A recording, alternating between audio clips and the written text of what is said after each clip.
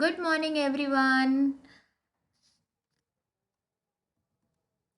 Chapter 8, Ashoka, the Emperor who gave up the war. A very big kingdom and empire. The loin that we see on our notes and coins have a long history. जो हम lions अपने notes या coins पर देखते हैं उसकी एक बहुत लंबी हिस्ट्री है. They were curve in a stone and place on the top of massive stone pillar at Sarnath. Sarnath में स्टोन पिलर है जिसके ऊपर हमें इस टाइप का मतलब जो हमारे नोट्स पे बना होता है लाइन वो वहाँ पर हमें मिला है. Ashoka was one of the greatest ruler known to history and on his instruction inscriptions were curve on a pillar. यह जो हमें पिलर मिला है स्टोन पिलर सारनाथ में वो अशोका रूलर और यानी कि मौर्यन डायनेस्टी का है. अशोका ने बनवाया था as well as on the rock surface. Before we find out what was written in these inscriptions, let us read why this kingdom was called an empire. इससे पहले कि हम यह पढ़ें कि ये इंस्क्रिप्शंस क्यों बनवाए गए थे, चलिए हम ये जानते हैं कि इनके किंगडम को वाई वी कॉल एम्पायर, हम इन्हें एम्पायर क्यों कहते हैं. The emperor that Ashoka ruled was founded by his grandfather.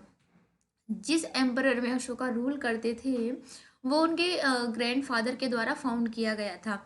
उनके ग्रैंडफादर का नाम था Chandragupta Maurya. More than 23 years ago Chandragupta Maurya ने उनका जो एम्पायर था वो कब फाउंड किया था. 2300 ईयर्स अगो. ये पीरियड आफ्टर ऋग्वेदा और लेटर वैदिक फेज के बाद आता है. Chandragupta Chandragupta was supported by a vice man name Chanakya और कौटिल्या. चंद्रगुप्ता को बहुत अच्छा सपोर्ट मिला था और मतलब जो सपोर्ट किए गए थे एक बहुत ही वाइस मैन के द्वारा जिनका नेम चाणक्य या कौटिल्या. उनके बारे में हम आगे पढ़ेंगे. मैंने Chanakya's idea was written down in the book called Arthashastra. Chanakya ने अशोका रूलर के एम्पायर के बारे में जो भी उनके आइडियाज थे वो सारे एक बुक में लिखे थे. उस बुक का नेम है अर्थशास्त्र. डायनेस्टी. डायनेस्टी क्या होती है guys? When member of same family become ruler one after another. जब एक के बाद एक सेम फैमिली के मेंबर्स किसी पर्टिकुलर एरिया के रूलर बनते हैं. The family is often called a dynasty. तो वहाँ तो उसे हम उस फैमिली को हम डायनेस्टी बोलते हैं. The Mauryan were a dynasty with the three important ruler. Mauryans की भी डायनेस्टी थी जहाँ जिसमें कि तीन इंपॉर्टेंट रूलर्स थे. दैट इज चंद्रगुप्त मौर्य और his son Bindusara and Bindusara son Ashoka. Chandragupta Maurya और उनके बेटे बिंदुसारा और बिंदुसारा के बेटे अशोका के द्वारा ये डायनेस्टी रूल की जा रही थी. There were several cities in the empire. उनके एम्पायर में काफ़ी सारी सिटीज थी. These included the capital Pataliputra. Pataliputra as a capital मतलब उनकी कैपिटल पाटलिपुत्रा थी. Taxila was a gateway of the north west including central Asia. Taxila as a gateway मतलब नॉर्थ वेस्ट का गेटवे टाइप का था. And the Ujjain lay on the route from north to south India. और जो उज्जैन है नॉर्थ और साउथ के रूट पर पड़ता था. Merchant officials and craft person probably live in these cities. जो भी मर्चेंट्स होते थे क्राफ्ट पर्सनस होते थे वो मेन मेन सिटीज़ में रहना ज़्यादा पसंद करते थे जैसे कि Takshashila Ujjain. In other areas there were the villagers of the farmers and herders. उनके एरिया में विलेजर्स भी थे हर्डर्स भी थे. In some area such a central India there were forest where people gathered forest product and the hunted animal for food. Central India में यहाँ पर क्या होता था कि बहुत सारे लोग रहते थे जो कि मतलब फॉरेस्ट पर डायरेक्टली डिपेंड रहते थे और वो वहाँ से एनिमल्स को भी हंट किया करते थे और फॉरेस्ट प्रोडक्ट जितने भी होते हैं उन्हें कलेक्ट किया करते थे. People in the different part of the empire spoke different language. जो अलग अलग पार्ट में मतलब जो एम्पायर की जितनी भी सिटीज़ थी अलग अलग सिटीज़ में अलग अलग लैंग्वेजेस बोली जाती थी. They probably at different kinds of food and road different kinds of cloth. Her area में मतलब जैसे कि अलग अलग लैंग्वेज बोली जाती थी और अलग अलग ट्रेडिशंस थे जैसे कि फूड उनके डिफरेंट थे और जो क्लोथ्स वो वेयर करते थे वो भी उनके डिफरेंट थे. How are the empire different from the kingdoms. Empires और किंगडम्स में क्या डिफरेंस होता है? Let's read. Emperor need more resources than the king because emperors are larger than the kingdoms. आपको ये याद रखना है, जितने भी एम्परर मतलब एम्पायर्स होते हैं वो किंगडम से बहुत ही बड़े होते हैं। They need to protect by big armies. तो एम्पायर को प्रोटेक्ट करने के लिए बहुत ज़्यादा आर्मी की ज़रूरत पड़ती है। So they also need a large number of officials who collect taxes. Empire में उन्हें लार्ज नंबर ऑफ ऑफिशियल्स की ज़रूरत पड़ती है टैक्स को कलेक्ट करने के लिए। Ruling the empire as the empire was so large, जैसे कि हमने देखा कि एम्पायर किंगडम से बहुत ज़्यादा बड़े होते हैं। डिफरेंट पार्ट्स वर रूल डिफरेंटली, मतलब अलग अलग पार्ट्स को अलग अलग तरीके से रूल किया जाता था। The area around Pataliputra was under the direct control of emperor. जितना भी एरिया पाटलिपुत्रा का था, मतलब उनकी कैपिटल सिटी का था, वो डायरेक्ट एम्पर के कंट्रोल में था। This means that officials were appointed to collect taxes from farmers, herders, craftsperson, traders। इसका ये मतलब है कि जो सिर्फ पाटलिपुत्रा का एरिया डायरेक्ट एम्परर के कंट्रोल में था, बाकी जितना भी एरिया था उनके लिए ऑफिशियल्स को अपॉइंट किया जाता था टैक्स को कलेक्ट करने के लिए। who live in the village and towns in the area. Officials also punished those who disobey the ruler's order. Officials उनको punish भी करते थे जो राजा के rulers को, मतलब जो राजा के rules को नहीं मानता था। Many of these officials were given salaries। कई सारे officials को salaries भी मिलती थी। Messengers जो messengers went to and fro and spices kept a watch on the officials। Spies मतलब जो उनके राजा के जासूस लोग रहते थे वो ऑफिशियल्स पे नज़र रखते थे। और end of course the emperor supervise them all with the help of members of the royal family. Royal family के जितने भी, मतलब रॉयल फैमिली के जितने मेंबर्स थे उनकी हेल्प से ऑफिशियल्स के ऊपर, मतलब सुपरवाइज मतलब उन्हें देखते रहते थे कि कौन क्या कर रहा है। And the senior minister, officials के ऊपर सीनियर मिनिस्टर भी पॉइंटेड आउट रहते थे उनको उनके ऊपर नज़र रखने के लिए। There were other areas as provinces. Each of these were ruled from a provincial capital such as Takshashila और उज्जैन। जैसे कि अभी हमने देखा कि उनके एरिया में और भी मतलब प्रोविंशियल सिटीज़ थी, प्रोविंशियल कैपिटल्स थी, जैसे कि तक्षशिला और उज्जैन। ये अलग अलग अपॉइंटेड मेंबर्स के द्वारा रूल की जाती थी। Although there was some amount of control from Pataliputra. Pataliputra से वहाँ दूसरे एरियाज में, दूसरी सिटीज़ में थोड़ा बहुत कंट्रोल रहता था। And the royal princes were often send as a governor. मतलब जो रॉयल प्रिंस रहते थे वहाँ के, उनके किंग के जो रॉयल प्रिंस रहते थे एज अ गवर्नर उस एरिया में सेंड किए जाते थे उनके लोकल कस्टम्स को देखने के लिए, उनके रूल्स फॉलो हो रहे हैं या नहीं उनको देखने के लिए। Beside, there were vast area between these centers here the Mauryan tried to control roads and rivers। यहाँ पर जैसे कि दोनों की cities के या जैसी और भी provinces थी उनके बीच में काफ़ी ज़्यादा distance रहता था। सो मौर्यन क्या करते थे, try to control roads and rivers. वो रोड्स और रिवर्स के ऊपर अपना कंट्रोल बनाने के लिए पूरा ट्राई करते थे। Which were the important for transport, जो कि इनकी ट्रांसपोर्ट के लिए काफ़ी ज़्यादा इंपॉर्टेंट था। And to collect whatever resources were available as a tax and tribute. और वो वहाँ से सारे टैक्सेस और ट्रिब्यूट कलेक्ट करते थे। फॉर एग्जाम्पल जैसे कि Arthashastra tells that the north west was important for the blankets. जैसे कि अर्थशास्त्र एक बुक का नाम है जो कि कौटिल्य द्वारा लिखी गई है। तो वो हमें ये बताती है, उसमें ऐसा लिखा है कि जो north west was important for the blankets, कि नॉर्थ वेस्ट उनके एरिया का जितना भी नॉर्थ वेस्ट पार्ट था वहाँ वो बहुत ही ज़्यादा इम्पॉर्टेंट था ब्लैंकेट के लिए। And the south India for its gold and precious stone. South India gold और प्रेशियस स्टोन के लिए बहुत ज़्यादा फेमस था। And it is possible that these resources were collected as a tribute. Tribute क्या होता है guys? Unlike taxes which were collected on the regular basis, जैसे कि अभी हमने देखा कि टैक्स को रेगुलर बेसिस पे कलेक्ट किया जाता था, ट्रिब्यूट रेगुलर बेसिस पे कलेक्ट नहीं किया जाता। Tribute was collected as when it was possible for a people. Tribute जब कलेक्ट किया जाता था जब किसी भी पीपल के द्वारा पॉसिबल हो पाता था कि वो एक्स्ट्रा गिफ्ट राजा को अपनी इच्छा अनुसार दे सकता है तब। There were also the forested region. उनके एरिया में फॉरेस्टेड रीजन भी था। People living in this area more और लेस इंडिपेंडेंट। जो कि फॉरेस्टेड एरिया में लोग रहते थे वो इंडिपेंडेंट थे, बट लेकिन फिर भी उन्हें टैक्स पे करना पड़ता था। वो टैक्स के तौर पर उन्हें एलिफेंट्स, टिम्बर, हनी जैसे कि फॉरेस्ट प्रोडक्ट्स वो दे देते थे मौर्यन एम्पायर के ऑफिशियल्स को। The emperor and the capital city. अब हम एम्परर और उनकी कैपिटल सिटी के बारे में पढ़ेंगे कि हमें एम्परर के बारे में कैसे पता चला, वहाँ की कैपिटल सिटी मतलब जो सिटी थी वो कैसी थी और क्या क्या होता था उनकी सिटीज़ में। मेगिस्थिनीज कौन था? मेगिस्थिनीज एक एम्बेसडर था जो कि सेलिकस निकोट्रा ग्रीक रूलर के द्वारा चंद्रगुप्त मौर्य के कोर्ट में सेंड किया गया था, मतलब भेजा गया था। Megasthenes wrote an account about what he saw. Megasthenes ने अपना अकाउंट लिखा, मतलब उन्होंने बुक लिखी जो भी उन्होंने मौर्यन एम्पायर के, मतलब मौर्यन एम्पायर के कोर्ट में देखा। The occasion on which the emperor appear in public है celebrated with the grand royal procession. मतलब उन्होंने ये लिखा कि जब भी एम्पर पब्लिक एरिया में अपेयर होते थे तो उन्हें उस मतलब उस ओकेजन को वो लोग सेलिब्रेट करते थे। मतलब कैसे सेलिब्रेट करते थे? एलिफेंट्स को डेकोरेट करते थे, उनके गार्ड्स एलिफेंट को, मतलब एलिफेंट को लेके आते थे, उनके गार्ड्स ट्रीज को भी लेके आते थे, मतलब ट्रीज को कट करके और उनके गार्ड्स ट्री को लेके आते थे जिसके ऊपर ट्रेंड पैरेट, लाइव बर्ड्स, ये सब रहता था।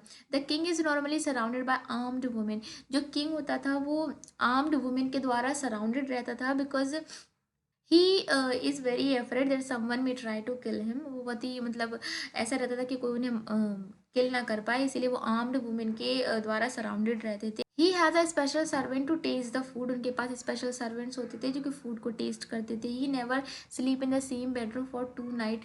वह एक ही बेडरूम में 2 नाइट से ज़्यादा नहीं रहते थे, अपना बेडरूम चेंज करते रहते थे। एंड अबाउट पाटलिपुत्रा, अबाउट मतलब आई मीन मॉडर्न पटना, उन्होंने क्या लिखा उसके बारे में? This is a large and beautiful city. Megasthenes ने लिखा है कि पाटलिपुत्रा यानी कि पटना बहुत ही लार्ज और ब्यूटीफुल सिटी है। It is surrounded by the massive wall. वो मैसिव वॉल्स के द्वारा सराउंडेड की गई है। It has 570 towers. उन्होंने बोला है कि उनकी सिटी में, मतलब पाटलिपुत्रा में 570 टावर्स हैं और 64 गेट्स हैं।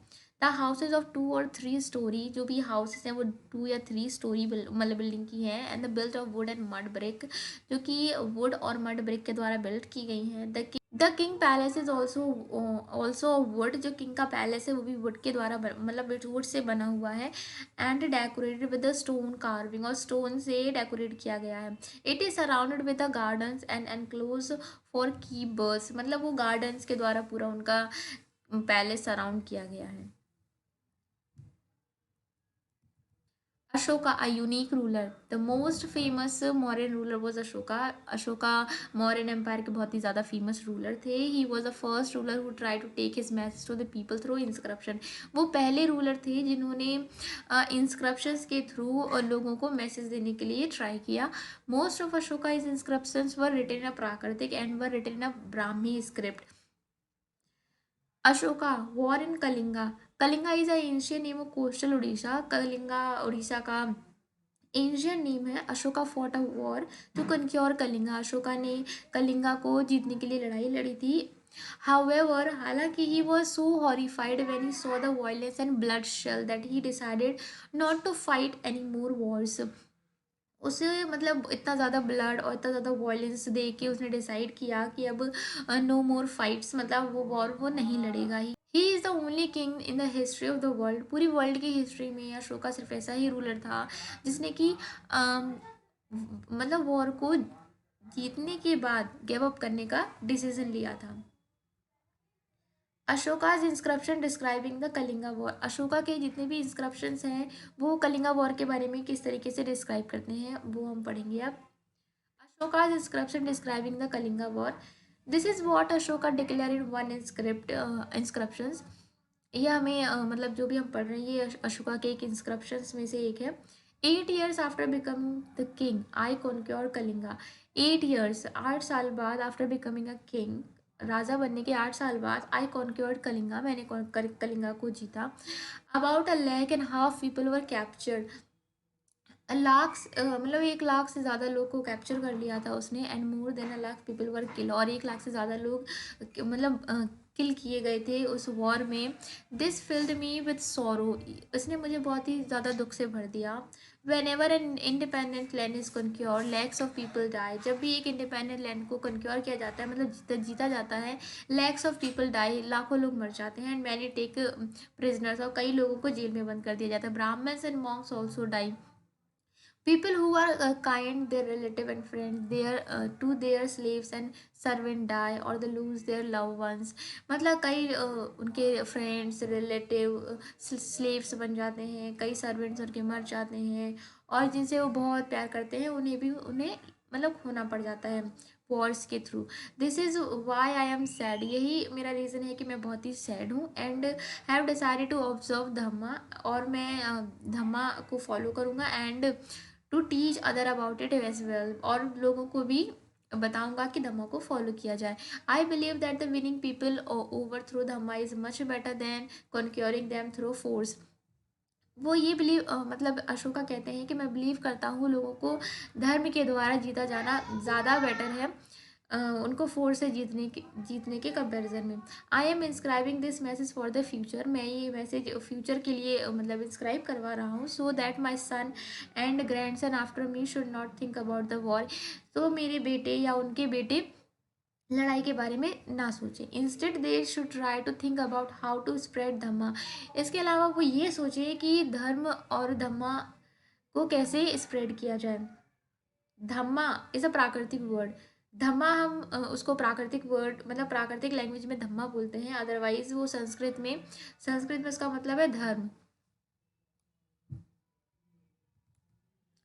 वॉट वॉज अशोकाज धम्मा, मतलब वॉट वॉज अशोका धम्मा, अशोका का धम्मा क्या था, मतलब अशोका का धर्म जिसे वो फॉलो करते थे वो क्या था। Ashoka dhamma did not involve worship of god performance और सेक्रीफाइसेस। अशोका का जो धम्मा था मतलब जिस धर्म में वो बिलीव करते थे वो गॉड की वर्शिप या परफॉर्मेंस या सेक्रीफाइसेस को नहीं इन्वॉल्व करता था। He felt that just as a father try to teach his children he had a duty to instruct his subject, मतलब वो ये सोचते थे जैसे कि एक फादर की ड्यूटी होती है अपने चिल्ड्रन को इंस्ट्रक्ट करना टीच करना, सिमिलरली एक मतलब जो किंग होता है उसकी ड्यूटी होती है अपने लोगों को एज अ फादर ट्रीट करना। There were number of problems that troubled him. People in the empire follow the different religion and sometimes led to conflict. उसके जो एम्पायर में लोग रहते थे वो अलग अलग रिलीजन को फॉलो करने वाले थे और कई बार उनमें लड़ाइयाँ हो जाती थी। एनिमल्स वर सेक्रीफाइस, एनिमल्स की मतलब एनिमल्स को बलि चढ़ा दिया जाता था। Slaves and servants were ill treated, और स्लेव्स और सर्वेंट को अच्छे से ट्रीट नहीं किया जाता था। बिसाइड इसके अलावा there were quarrels in a families among as neighbour, और उसके अलावा अशोका ने देखा कि उसके जो मतलब एम्पायर में जो लोग रहते हैं वो आपस में लड़ते रहते हैं, फैमिलीज में लड़ाई होती रहती है। Ashoka felt it was his duty to solve these problem, Ashoka को ऐसा लगा कि इन प्रॉब्लम्स को सॉल्व करना उसकी ड्यूटी है। So he appointed officials known as dhamma Mahatma, तो अशोका ने क्या किया, अशोका ने ऑफिशियल्स को अपॉइंट किया जिन्हें हम धम्मा महात्मा कहते हैं। Went from place to place, वो एक जगह से दूसरी जगह जाते थे, लोगों को बताया करते थे धर्म के बारे में। Beside Ashoka got his message inscribes on rocks and pillars, इसके अलावा अशोका ने अपने मैसेज को इंस्क्राइब करके करवाया था रॉक्स और पिलर्स को। उनके ऑफिशियल्स वो भी रीड करते थे जो उनके लिए जो रीड नहीं कर पाते थे।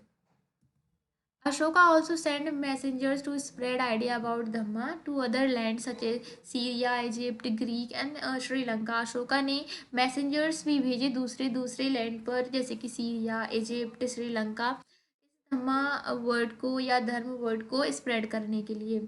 ही built road, dug wells and best I mean built rest houses, उसने रोड बनवाए, बहुत सारे कुएं को डग करवाया मतलब खुदवाया। एंड बिल्ट रेस्ट हाउसेस, और रेस्ट हाउसेस बनवाए। Beside he arrange the medical treatment for both human and animals, ये आपने पहला मतलब पहला रूलर पढ़ा होगा जिसने ह्यूमन बीइंग के लिए तो ट्रीटमेंट या मेडिसिन का अरेंजमेंट किया बट एनिमल्स के लिए भी अरेंजमेंट किया। Ashoka message to he subject, Ashoka का क्या मैसेज था, वो लोगों को क्या बताना चाहते थे और वो क्या इंस्क्राइब करवाते थे पिलर्स पे रॉक्स पे, वो क्या इंस्क्राइब करवाते थे।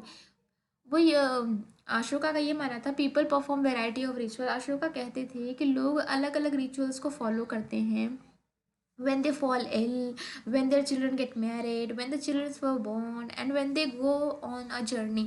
और जब जो उनके चिल्ड्रंस जर्नी पर जाएंगे, these rituals are not useful. वो ये कहते थे कि जब उनके चिल्ड्रंस जर्नी पर जाएंगे तो उनके रिचुअल्स से यूज मतलब उनके रिचुअल्स के काम में नहीं आएंगे। If instead people observe the other practices, इससे अच्छा है कि लोग अदर प्रैक्टिसेस मतलब लोगों की जो अदर लोग हैं उनकी प्रैक्टिसेस को ऑब्जर्व करें। ये बहुत ही ज़्यादा फ्रूटफुल रहेगा उनके लिए। कैसी प्रैक्टिसेस को ऑब्जर्व करना चाहिए, जैसे कि being gentle with the slave servant, respecting one's elder. हमें स्लेव सर्वेंट सबके साथ बहुत ही जेंटल तरीके से बात करनी चाहिए। Treating all creatures with the compassion, compassion के साथ हर क्रिएचर को मतलब ट्रीट करना चाहिए, जैसे कि animals, birds. Giving gift to Brahmans and monks, मतलब ब्राह्मण्स और मॉन्क्स को गिफ्ट देना चाहिए। If it is both wrong to praise one's religion और क्रिटिसाइज अनदर, वो ये कहते थे कि ये गलत है कि सिर्फ अपने रिलीजन को मतलब बड़ा कहना और दूसरे के रिलीजन को क्रिटिसाइज करना। Each one should respect others religion, हमें सबके रिलीजन की रिस्पेक्ट करनी चाहिए। If one praise own religion while criticising other religion, one is actually doing great harm to one's own religion. वो यह कहते थे कि अगर आप अपने रिलीजन को मतलब प्रेज करेंगे और दूसरे के रिलीजन को क्रिटिसाइज करेंगे, तो इससे आप अपने ही रिलीजन की मतलब अपने ही रिलीजन के बारे में बुरा मैसेज लोगों को दे रहे हैं ऐसा। Therefore, one should try to understand the main ideas of another religion and respect it. हमें दूसरे के रिलीजन के मतलब दूसरे के रिलीजन में जो मेन आइडियाज़ है उनको समझने के लिए ट्राई करना चाहिए और उनकी रिस्पेक्ट करनी चाहिए।